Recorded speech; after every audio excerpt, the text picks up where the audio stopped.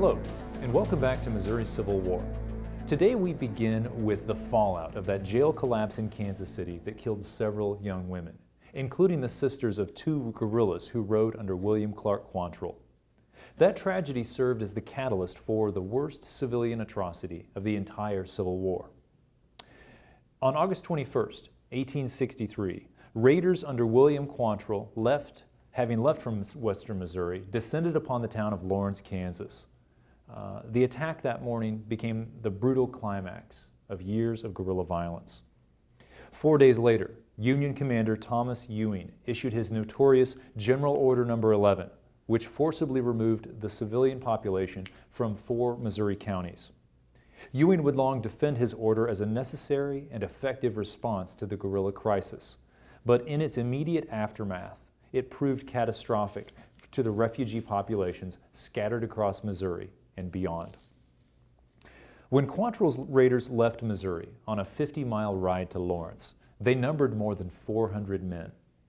Joining the few dozen men who were already members of Quantrill's gang were guerrillas who fought under rival captains and a large number of former Confederate regulars. It was probably the largest assemblage of irregular fighters of the whole war. Their planned raid was not the first time that Missourians had attacked a Kansas town. In the past year, Quantrill had attacked both Olathe and Shawneetown, not far from the state line. Those forays had yielded considerable plunder, but relatively few casualties. What would happen at Lawrence would be different, and unlike anything witnessed before. Quantrill's men passed through Kansas almost undetected by Union forces. One alarmed scout did see them, but he fatefully took his news to a commander northward rather than to the west toward Lawrence. By the time federal troops were in pursuit of the guerrillas, it was too late. The guerrillas reached Lawrence just before dawn on August 21st. As they descended upon the sleeping town, Quantrill reportedly told his men to shoot any man old enough to carry a gun. In the mayhem that ensued, they killed more than 170 men and boys. Many of them were shot in plain sight of despairing family members. By mid-morning, the guerrillas fled town, having set much of it aflame. They raced back to the Missouri brush ahead of pursuing Union troops, and they lost only one of their own. That lone straggler, Larkin Skaggs, was captured by angry Kansans who dragged his corpse through the streets of the smoldering town. Why did Quantrill's men attack Lawrence that day? By mid-1863, guerrilla violence raged across much of Missouri and Kansas, and in many parts of the South, but there had never been the murder of civilians on such a massive scale. The jail collapse in Kansas City was the obvious catalyst, but there was more to it than that. Lawrence was a symbol, not just of Kansas unionism, but of abolitionism.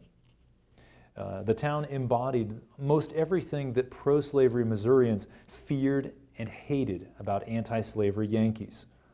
Among the guerrillas' first victims that morning were a number of African-American volunteers barely roused from bed. Lawrence was also the home of James Lane, the politician who had led that Jayhawker raid through the Osage Valley in 1861. And long after the Civil War, Quantrill's raiders noted that they had attacked Lawrence to recover loot that Kansas Redlegs had plundered from Missouri households. Others invoked the 1861 sack of Osceola as justification.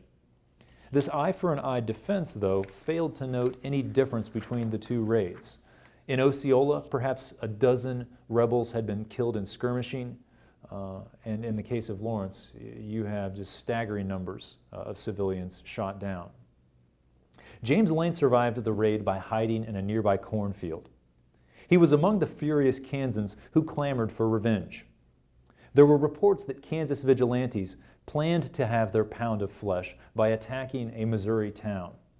Correspondent from the New York Herald wrote, "The massacre of Lawrence, we fear, will be the preface to a border warfare more terrible and relentless than any that history records."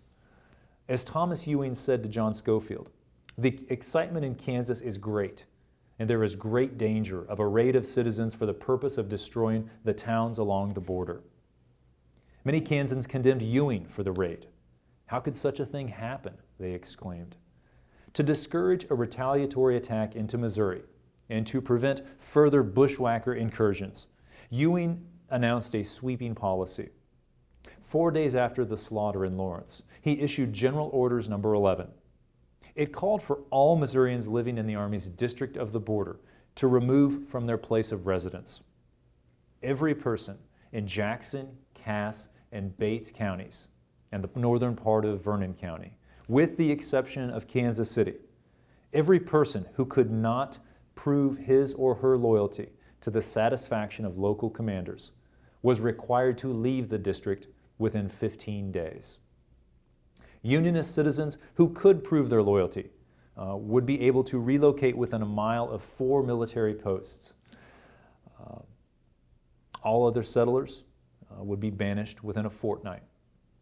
Given the unpopularity of loyalty oaths along the border, as I've described, this meant several thousand people were forced to remove. A second provision called for the confiscation of settlers' grain and hay. Ewing hoped that this measure would undercut the guerrillas' ability to forage upon the abandoned countryside. But in a mostly agrarian society, this was a costly blow, for it was only the loyal citizens who would see any compensation for their losses. A final stipulation revoked an amnesty clause that Ewing had previously extended. This had allowed confessed guerrillas to lay down their arms and to join exiled family members further south. After Order No. 11, disloyal families and the bushwhackers they supported, they were now beyond the mercy of the Army. Although households supposedly had 2 weeks to evacuate, most were forced to leave within days of its promulgation, whenever federal troops showed up at their doorstep. A great many refugees thus were driven away with the few personal possessions they could gather at a moment's notice. Bates County, which was the only county not to have a military post, it was completely depopulated. It ceased to exist for the next 18 or so months. The resulting fires that were set by marauding troops or guerrillas quickly jumped to the tall grass prairie, and in the resulting conflagration, most every part of the built landscape was consumed by flame. Observers would describe this region as the burnt district.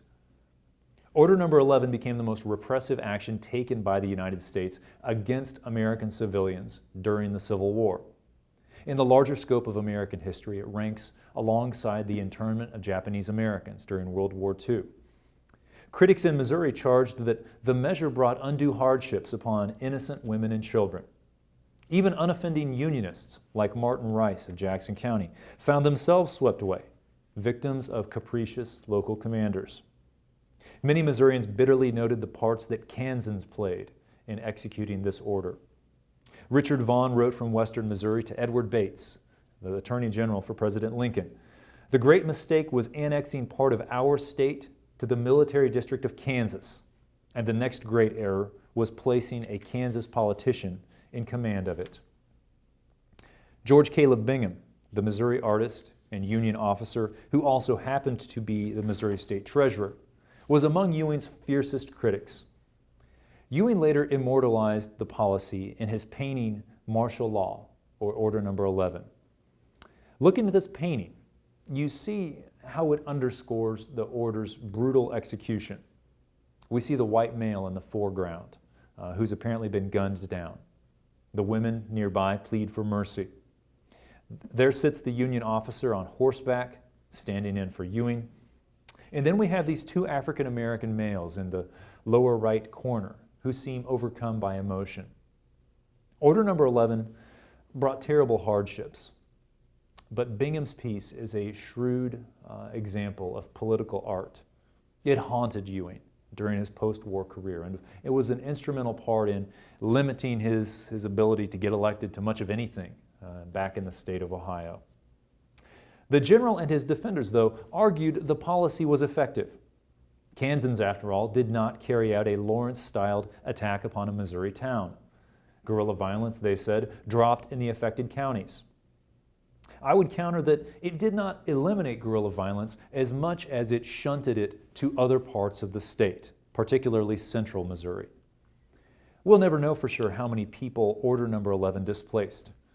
By August 1863, before Ewing's ejection order, the population of western Missouri was in great flux. We have evidence that years of partisan intimidation, drought, and then civil war convinced hundreds of households to flee the region altogether. Nor will we know exactly where they all went. Anecdotal evidence suggests that most stayed relatively close within the state of Missouri. One group from Bates County slipped across the line to establish a county government in exile over in Henry County. Many exiled families returned east. Others traveled west to Texas, Colorado, California, or points in between. Observers described the exodus in heart-rending terms.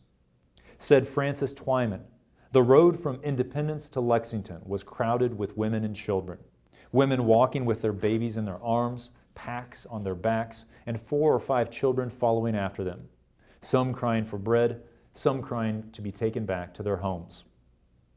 Union commanders modified Order Number 11 in late 1863. They allowed the limited resettlement of loyal persons who could pass a strict screening process.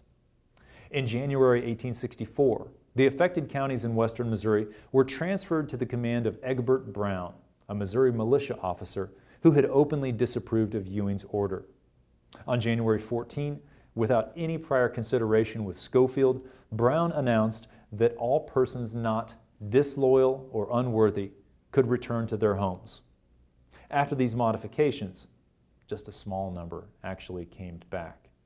Most of those who would come back waited until the war's resolution in 1865. In our next 2 weeks, we come to the final years of the war. The exiles displaced by Order Number 11 were part of a growing refugee crisis within Missouri. In our next video, we consider the ways in which people dealt with these social costs of war, particularly in St. Louis. Until then.